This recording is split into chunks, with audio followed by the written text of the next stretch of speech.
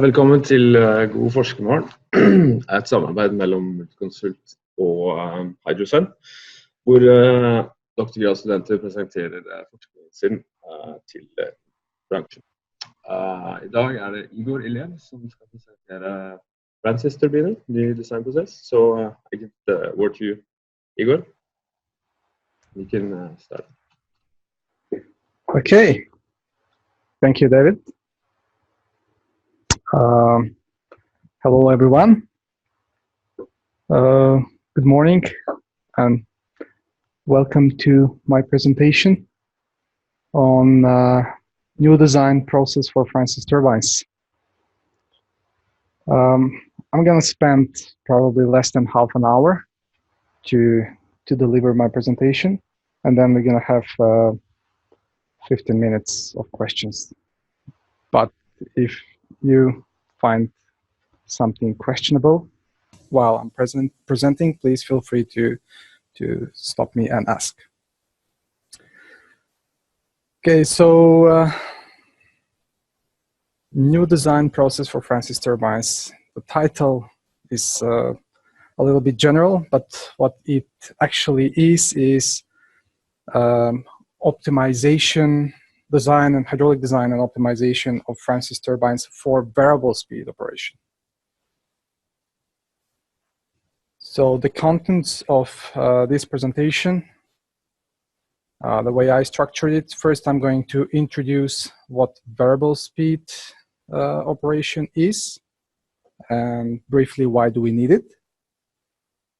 And then I'm going to continue with the need for hydraulic optimization of turbines, specifically for variable speed operation. And then I'm going to conclude some directions and finds that came as a result of this research. By the way, I'm a PhD student at the Water Power Lab at NTNU, and this has been my project, variable speed operation, hydraulic design and operation of variable speed Francis-turbines under Hydrosun work package 2.1, turbines and generator. And I've been working in the past 3 years on this topic. So I'm not going to present all the details, everything that I did. Of course, there are some experiments.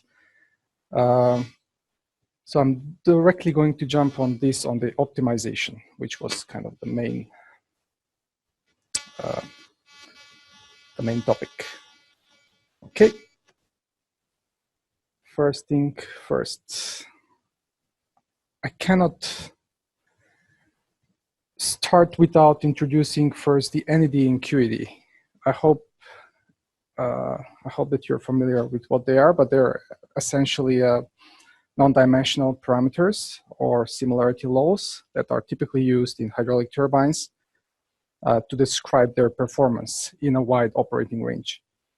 So the main operating parameters, such as the net height, the discharge, the rotational speed, the dimension of the turbine, are all put together into these two numbers. So these two numbers for a synchronous speed turbine, synchronous speed means that the rotational speed is constant, and that is one of the parameters that never changes, despite the fact that all the other parameters will typically change, like the head and discharge. But the rotational speed for synchronous speed turbines always remains the same. And if we view these two numbers from a synchronous speed point of view, NED will be just a mirrored head. So on one axis, we will have, on the x-axis, we will have the head, and on the y-axis, we will have the discharge. This plane, in this plane, we typically like to plot the iso-efficiency contours. And in 3 dimensions, the graph in the middle is the hill chart, which represents or tells us how the efficiency of the turbine changes when some of the operating parameters change. So typically for a turbine, the graph on the left. Yep. Here, okay. Can they also see this pointer? Yeah. All right. Okay. Thank you. We have another pointer. I have no idea where it comes from, but it stands there. So typically a turbine will have two characteristic lines or curves in this NAD-QED plane. So the zero swirl curve identifies operating points where if we operate the turbine along this line, the flow conditions at the outlet of the runner will always be optimal. That means no residual swirl will exit the turbine, so the kinetic energy will be minimum at the outlet of the runner.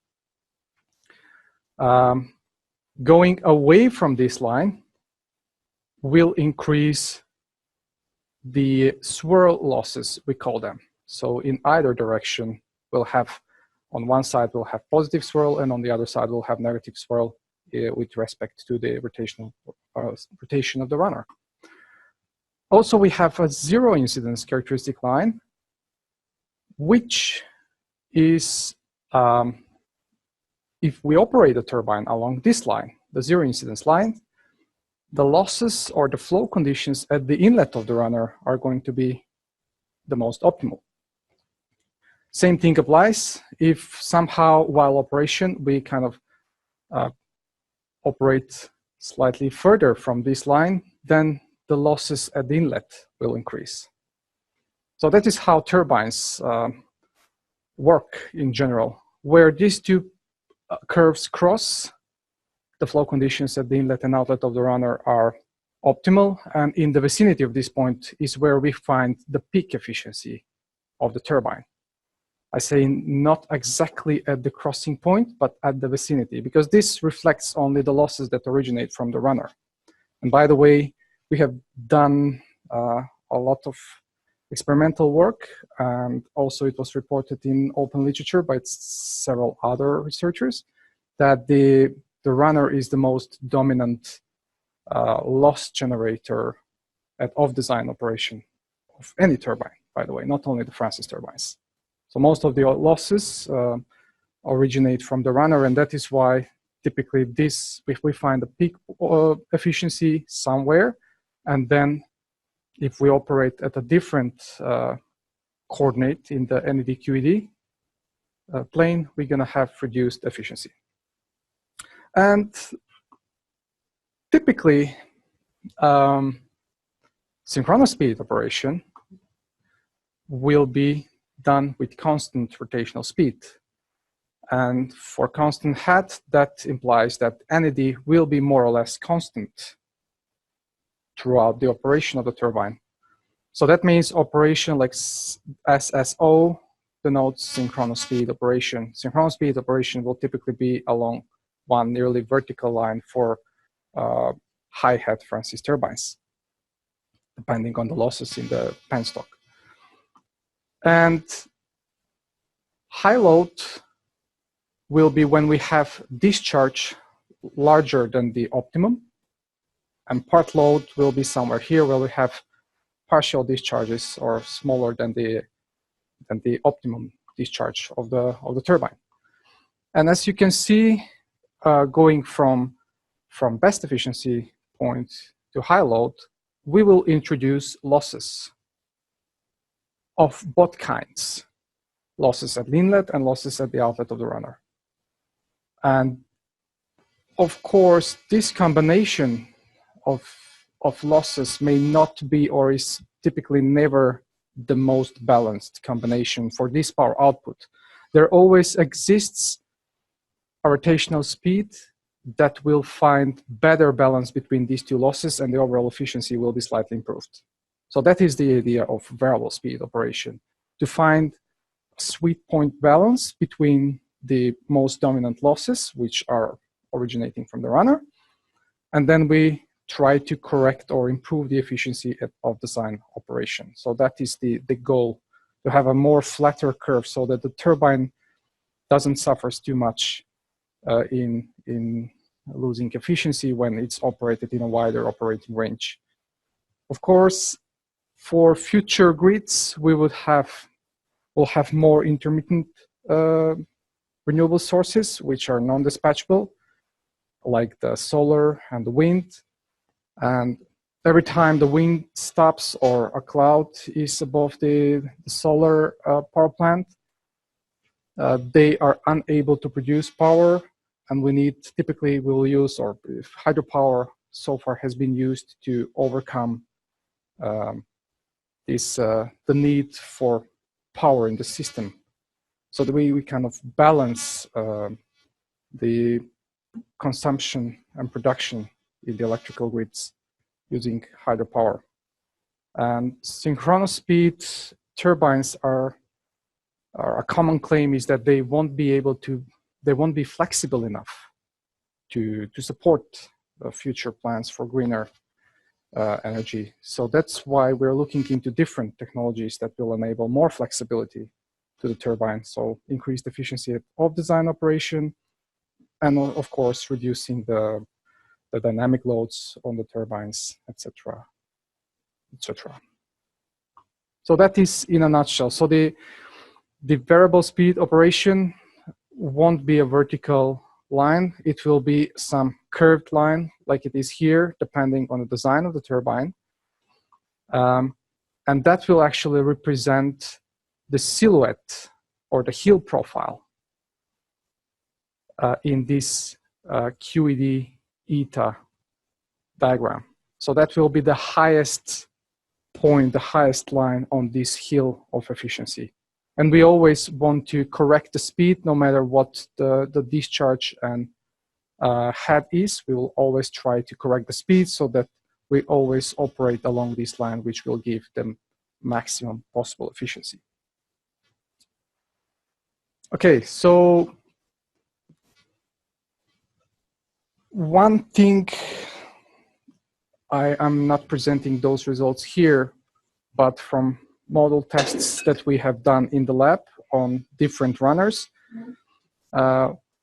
we saw that Francis-turbines that are designed for synchronous speed operation and that are state-of-the-art at synchronous speed are not necessarily state-of-the-art for variable speed operation.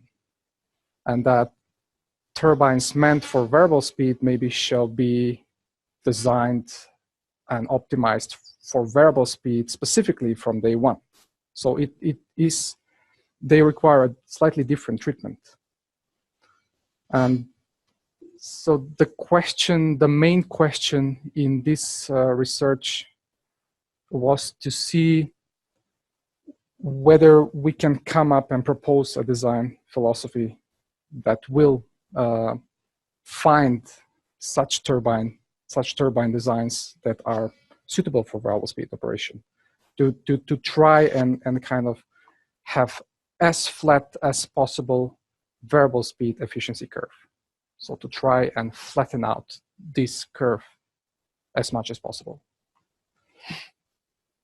And since I spoke about runners, runners are the usual suspect here. So they are the most dominant in losses. They generate a lot of losses at off-design operating conditions. And this is typically interesting, like replacement of the runner is very common in refurbishment projects. Like when the power plant is getting old, like most of the power plants in Norway, for instance, are reaching their refurbishment or the end of their life. So something needs to be done, either upgrade or renew, change the runner, change the guide vanes. So we have decided to only look at the runner and let the other turbine components unchanged. So preserve everything from the turbine and focus only on the runner. Try to optimize the runner only. So in that respect, we have constraints in the design space. So the constraints, the general constraints are that like the diameters at the inlet and outlet will be fixed. The depth of the turbine maybe will be, of the runner, maybe will be fixed. So within the design space of the existing turbine, new runner has to come and fit, preferably optimized for variable speed operation. So that was the goal. And the objective, of course, is just to try, as I already said, to try and flatten out this efficiency curve by using optimization methods.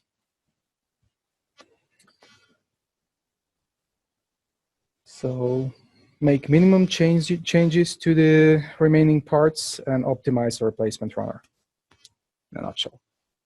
With optimization, typically we'll use numerical methods. And this requires a flexible and efficient parametrization or definition of the geometry of the object that is going to be optimized. So the geometry of the runner had to be parameterized to have enough degree of freedom to ensure that the best geometry that will fulfill the variable speed requirements will be within the design space. So as I said, the turbine has to fit inside the runner has to fit inside the turbine pit. So the shroud profile was kept constant and it was not parameterized. The hub profile was parameterized, and all the steps of parameterization, by the way, have been done with using Bezier curves. Bezier curves are parametrically defined curves, and they can be controlled with several control points, like what we have here. For instance, we have a control polygon that is being controlled with these points P1, P2, and P3 for the hub profile. So P1 has a degree of freedom in this direction. P2 was unable to move in both directions, and P3 was unable to move along the axis of rotation. The leading edge was kept constant, as well as the width of the channel, the meridional channel of the turbine, because we have to fit the turbine in the existing, the runner in the existing turbine pit. The trailing edge was found important, so variation was enabled on these 2 points that control the location and shape of the trailing edge. The blade length was controlled through the blade loading or angle distribution, beta angle distribution along the blade, which gave a control through this parameter, which controls the overall length of the blade, and then control of this parameter, or variation of this parameter, which controls the backwards trailing edge leaning.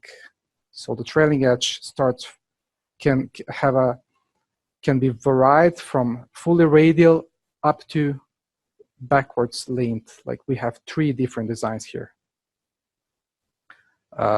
This parameter being 0 and -15 and -30 degrees. Of course, the leading edge leaning as well was enabled. So with this parameter, it was enabled to change in both directions. And when the camber surface of the blade was constructed, then what was left was just to impose a thickness of the blade, distribution of the blade thickness. Modified profiles distributions were used here, and H1, which denotes the maximum thickness of the blade, was enabled as a parameter. H2 was kept fixed, as well the shape of the trailing edge. So for this is just a 3D view of a random design. All the parameters are enabled to move within certain range, and just a random design. So this is how the final or one random design looks like with 17 full-length blades. I should stress that the original runner, or the reference runner, the one that I showed previously, has 15 full-length blades and 15 splitter blades, typical for high-head turbines. In order to reduce the number of parameters, only full-length blades are considered, and the number of blades is fixed due to rotor-stator interaction. So excitation of nodal diameters was limited, and it was found. I'm not showing those results here, but 17 blades works pretty well with 28 guide vanes. That's how many guide vanes the reference turbine has, that test case. So the number of blades is fixed. And to put it all together, the runner was defined parametrically with 15 parameters in total, all of them ranging within certain, varying within certain range. So with this parameterization method, which actually took a long time to figure out how to do it, this is a MATLAB code that fully designs and treats the runner. On the radar plot, I'm showing the 15 parameters, and in between these two circles, the inner and outer circle, we have the normalized range of each parameter. So you can see that, like, this is like a footprint of one design. You can have random combinations, and all of them will reflect some like a different design. So you can see how the meridional view will change with different inputs, and how the blade changes. So you can see a lot of flexibility of the geometry. So the design space is wide enough to capture many designs. Now the question is, which one of them is the best? So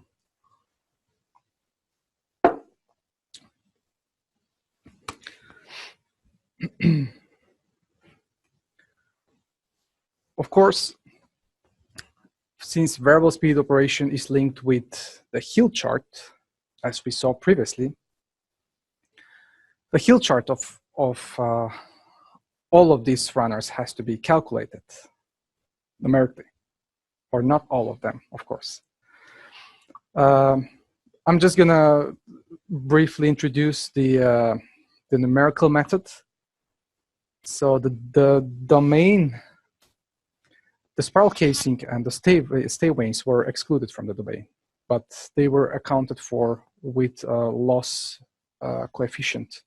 So the head loss in this the excluded passage was dependent on the square of the discharge, typical for like pipe losses. And then the entire guide vane cascade was used. The guide vanes opening were controlled automatically. So for different guide vane openings, different meshes were generated. This is the reference runner design. So as I said, full-length blades and splitter blades, but the new runner doesn't have the splitter blades to reduce the number of parameters. And the numerical method, so the full runner and the full draft tube were used. The numerical method is, the turbulence model is K epsilon with wall functions. It's a steady state simulation. Its Reynolds averaged Navier-Stokes equation was solved. And the entire domain was discretized with roughly slightly less than 4 million cells. So that with that setup, a validation was done against an experiment, because we have experimental data from model tests. And what we can see is that for, at least for the speed factors where the variable speed operation curve is expected to be found, or is located, so this is 0.17, 0.18, and 0.19, in that range of the hill chart, the numerical model captured the trends pretty well. Going with large or smaller and larger speed factors, of course, more error was introduced, but that was not important right now. We were happy that at least the zone of interest was captured well with this numerical model. So for calculation of the kill chart, 34 operating points were used in this NAD/QED plane. And the objective was to maintain the efficiency of the original runner, the peak efficiency, which was found in this point. So either maintain or increase it with the optimization, and try to increase the maximum, the peak efficiency along this line, which is the high load, 20% plus or 20% larger than the optimum discharge, and 50% less than the optimal discharge, which was denoted with part load. So these three objectives, high load, BEP, best efficiency point, and part load, were the objectives to be simultaneously increased or improved with the optimization process. What will that create is actually some sort of stretching of the hill chart. So that will be the effect. We want to try and see whether the hill chart can be stretched with new design, redesign of the runner. So this method was used to calculate hill charts for all design samples that were decided to be tested.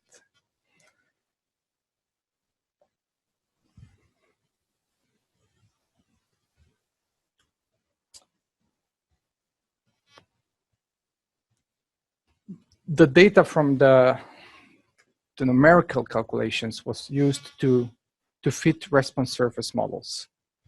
I'm not sure if you're familiar with this technique, but what it says is you try to fit a function. In this case, it's a full quadratic function. So x are the parameters that were used to describe the runner, and beta are unknown regression coefficients that have to be found. So we fit a hypersurface in 15 dimensions that gives us information or answer to all what-if questions.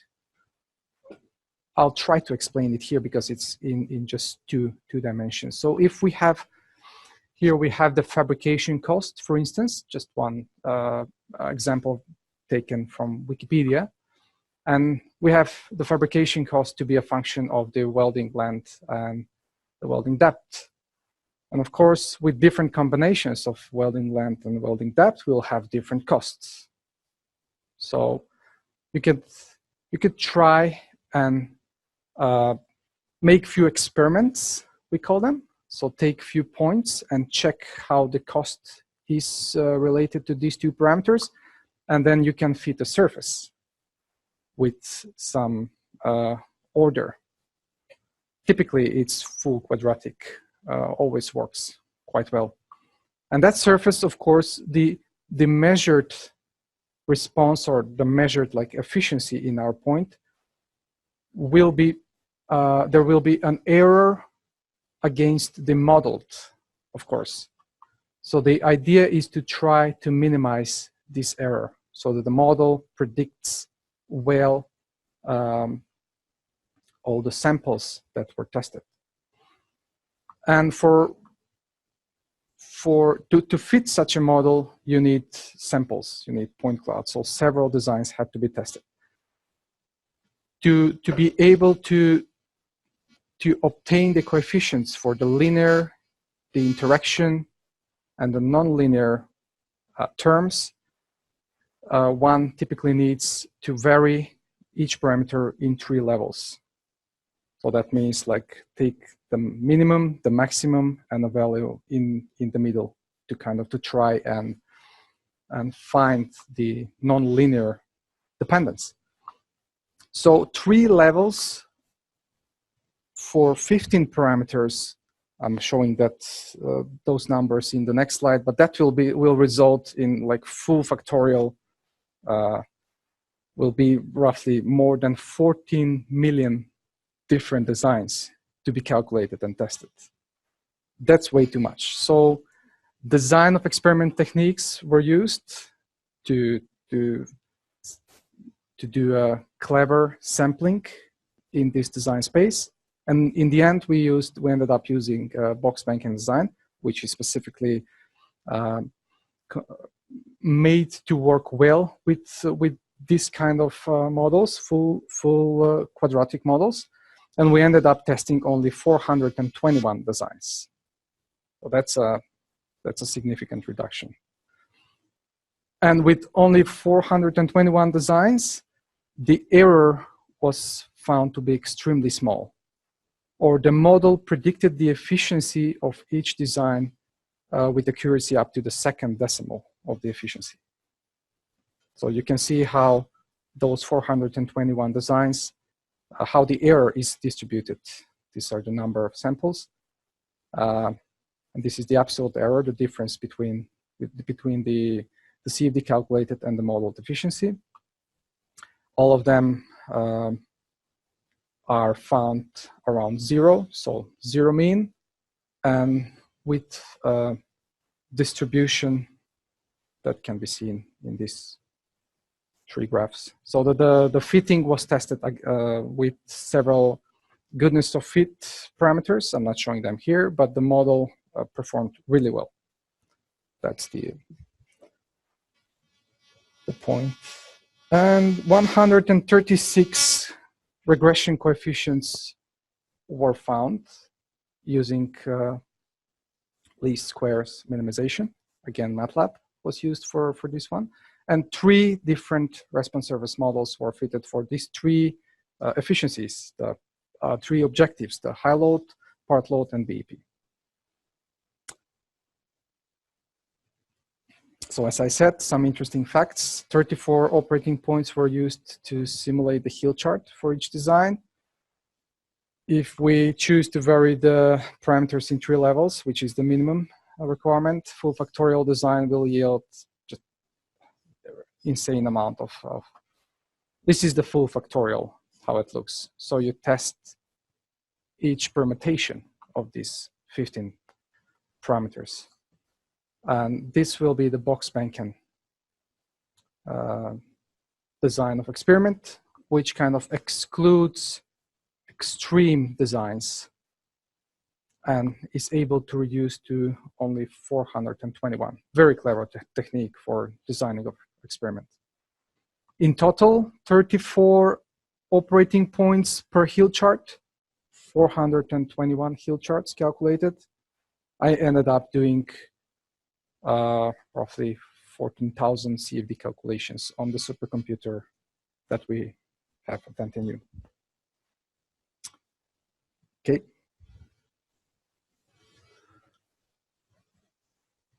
Now that the objectives or these response surface models were fitted with good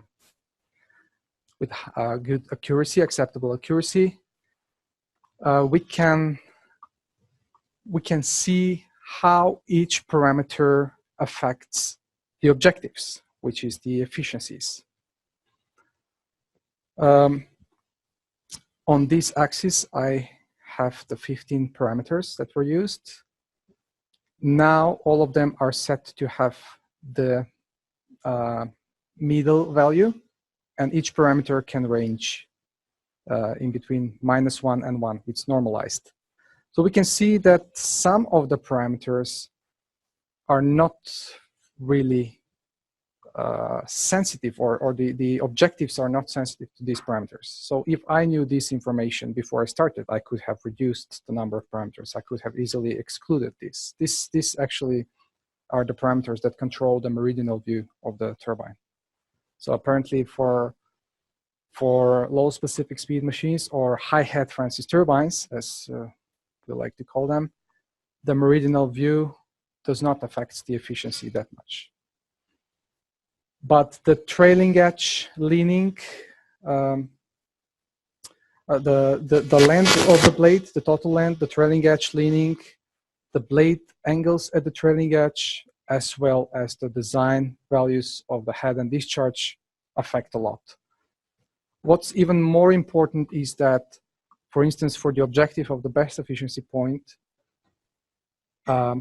reducing the length will increase the best efficiency point objective.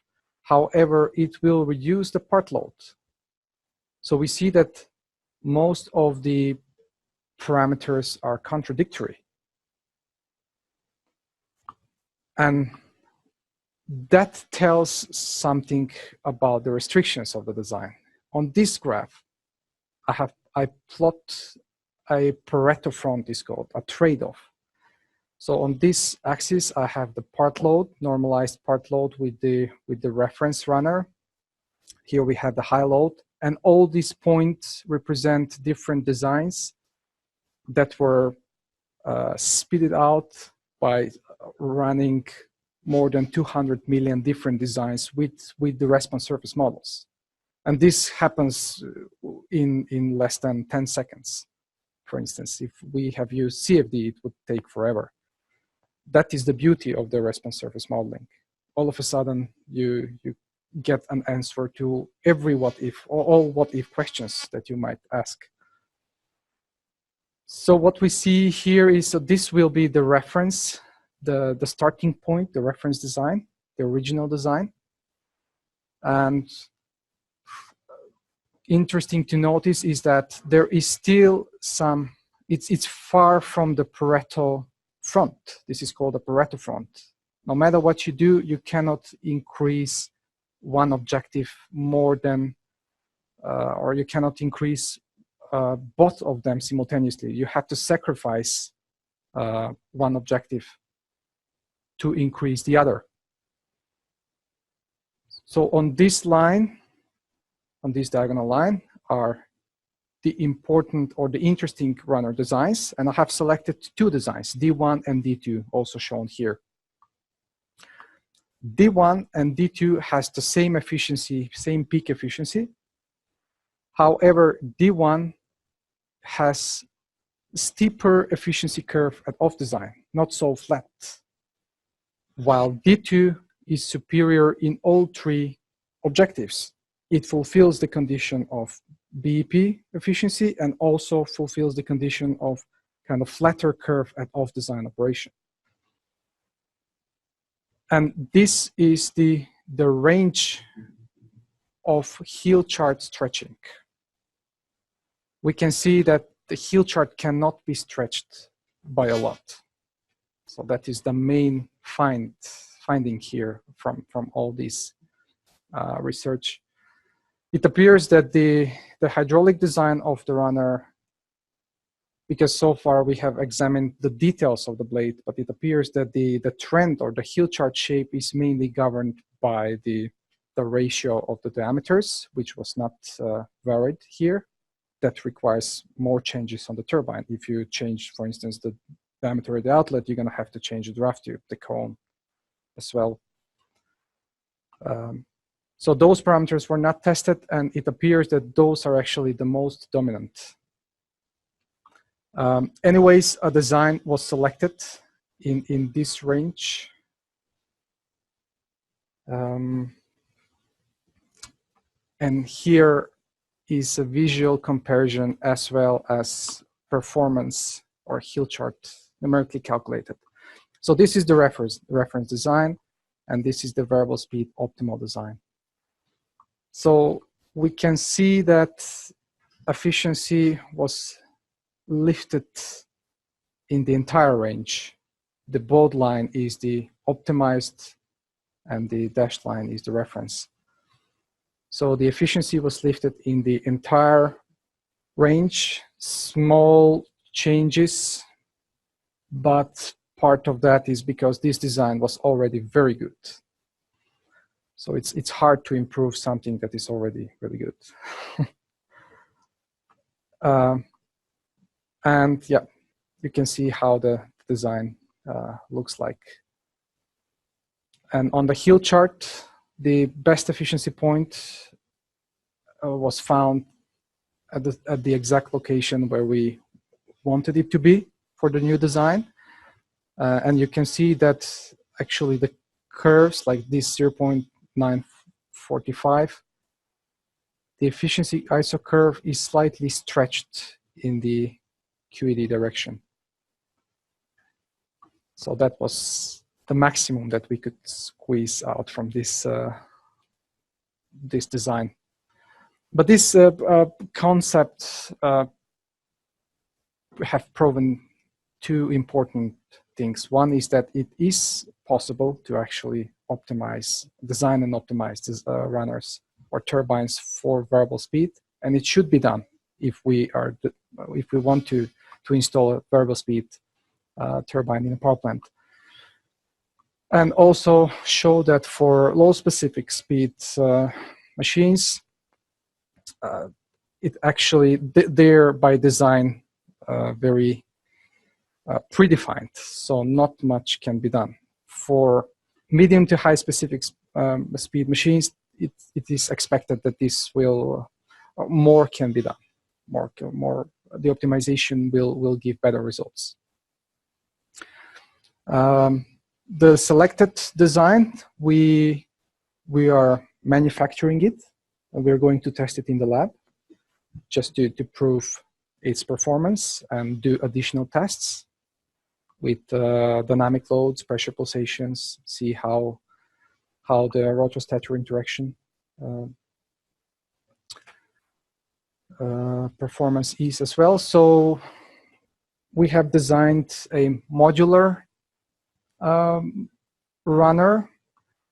We're going to use common hub and shroud rings, and inside we can change later different blade designs. So this is the first iteration in Hydrosan, but later if we realize that we want to do something else, or we want to do more iterations, then we can only produce blades and fit inside this the common hub and shroud, save on cost, and have different design tested, different iteration in the lab.